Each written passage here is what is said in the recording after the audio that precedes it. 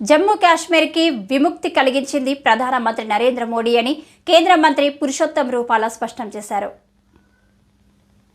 ఈ మేరకు ఆదివారం బీజేపీ చేపట్టిన విజయ సంకల్ప యాత్రలో భాగంగా రామగిరి మండలం సెంటనరీ కాలనీలో ఏర్పాటు చేసిన విలేకరుల సమావేశంలో ఆయన మాట్లాడుతూ, భారతదేశానికి స్వాతంత్ర్యం వచ్చిన తర్వాత డాక్టర్ అంబేద్కర్ రాసిన రాజ్యాంగం అమలైందని, కానీ జమ్మూ కాశ్మీర్లో 370 ఆర్టికల్ వల్ల అక్కడ అమలు కాలేదని పేర్కొన్నారు. భారతదేశంలో 2 చట్టాలుగా విభజించిన పార్టీ కాంగ్రెస్ పార్టీ ఏ ప్రధాని కూడా చేయని సాహసం నరేంద్ర మోడీ చేసి జమ్మూ కాశ్మీర్ కూడా విముక్తి కలిగించాడు అని అన్నారు. 370 ఆర్టికల్ వల్ల అక్కడ ఎస్సీ ఎస్టీలకు ఓబీసీలకు రిజర్వేషన్లు కలగలేదని, నరేంద్ర మోడీ వచ్చిన తర్వాత భారతదేశంలో ఒకే చట్టం కాశ్మీర్ నుంచి కన్యాకుమారి వరకు భారత రాజ్యాంగాన్ని అమలు చేసిన ఘనత నరేంద్ర మోడీకి దక్కిందని అన్నారు. पूरे राष्ट्र में भारतीय जनता पार्टी और प्रधानमंत्री मोदी जी को जो आशीर्वाद मिल रहा, उसी सिलसिले में तेलंगाना प्रदेश में प्रधानमंत्री मोदी जी के नेतृत्व में 10 साल में इस देश ने क्या पाया है और भारत के राजनीतिक क्षेत्र में क्या बदलाव आया है, उसी के लिए जन जागरण करने का ये बहुत सुंदर उपक्रम तेलंगाना बीजेपी के द्वारा आयोजित किया गया है. मेरा सौभाग्य है कि मुझे इसमें 3 यात्रा में शामिल होने का सौभाग्य मिला. सबसे बड़ा बदलाव मेरे हिसाब से, मैं एक नागरिक के हिसाब से, प्रधानमंत्री मोदी जी के मंत्री के हिसाब से नहीं, एक नागरिक, भारतीय नागरिक के नाते बताना चाहूँ तो ये कह सकता हूँ कि भारतीय अर्थतंत्र में सरकार और जनता के बीच में जो लेन देन होता था, उसको ट्रांसपेरेंस करने का, पारदर्शी करने का सबसे बड़ा प्रयास प्रधानमंत्री मोदी जी ने किया.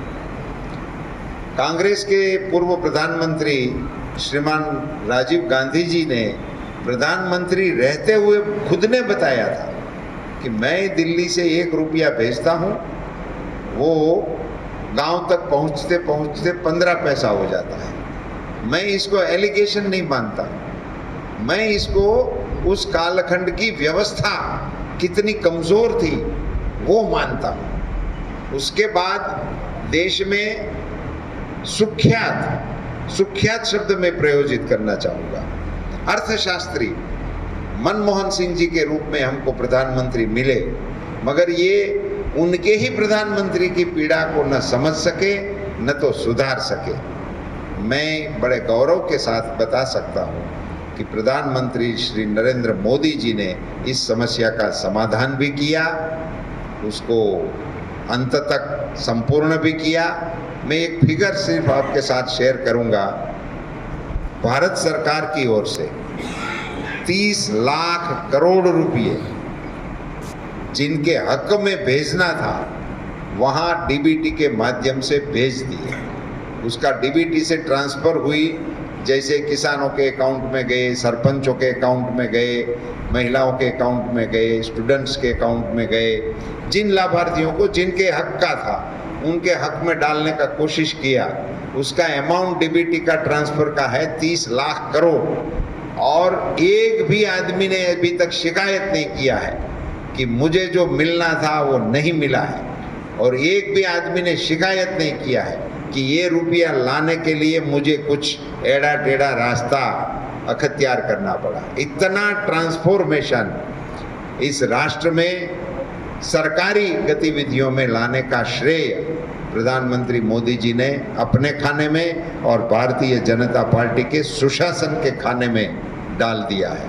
बंधुओं को भी रिजर्वेशन मिलना शुरू हो गया. सुप्रीम कोर्ट के ऑर्डर आते थे, राष्ट्रपति जी की ओर से अध्यादेश जारी होते थे, उसमें एक लाइन लिखनी पड़ती थी, ये सभी जगह पे अमल में आएगा सिवा जम्मू एंड कश्मीर. ये स्टेटमेंट चले 75 साल तक. हमारा सुप्रीम कोर्ट का ऑर्डर वही नहीं चलता था, हमारे राष्ट्रपति जी के अध्यादेश वही पालित नहीं होते थे. अभी देश में जो ऑर्डर निकलते हैं वो कन्याकुमारी से कश्मीर तक सभी जगह पे समान धोरण से लागू हो रहा है। ये उपलब्धि हमारे प्रधानमंत्री नरेंद्र मोदी जी की है। बहुत लंबी बातें मैं नहीं करूँगा, मगर इस देश में देश की राष्ट्रीय संस्कृति की धरोहर रामलला जी को भी अपने मंदिर में प्रस्थापित करने का, उसकी प्राण प्रतिष्ठा करने का सदियों से इंतजार था हिंदुस्तान की जनता को। वो कार्य भी उनके पवित्र कर कमलों से हम संपन्न हुए देखा। हम तो ये मानते हैं, अपनी जात को गौरवशाली मानते हैं कि हमारे देखते ही हो गया, वरना हम चुनावों में भाषण करते रहते थे, रामलला हम आएंगे, मंदिर वहीं बनाएंगे, और हमारे विपक्षी लोग हमारी टीका करते रहते थे कि ये लोग चुनाव आते हैं तब रामलला को याद करते हैं। ఇంకా ఈ విలేకరుల సమావేశంలో నాయకులు దుగ్గ్యాల ప్రదీప్ రావు, చెందుపట్ల రామరెడ్డి, చెందుపట్ల సునీల్ రెడ్డి, ఎస్ కుమార్, కొప్పుల భాష, కందుల సంధ్యారాణి, ములుమూరు శ్రీనివాస్, బిరుదు గట్టయ్య తదితరులు పాల్గొన్నారు.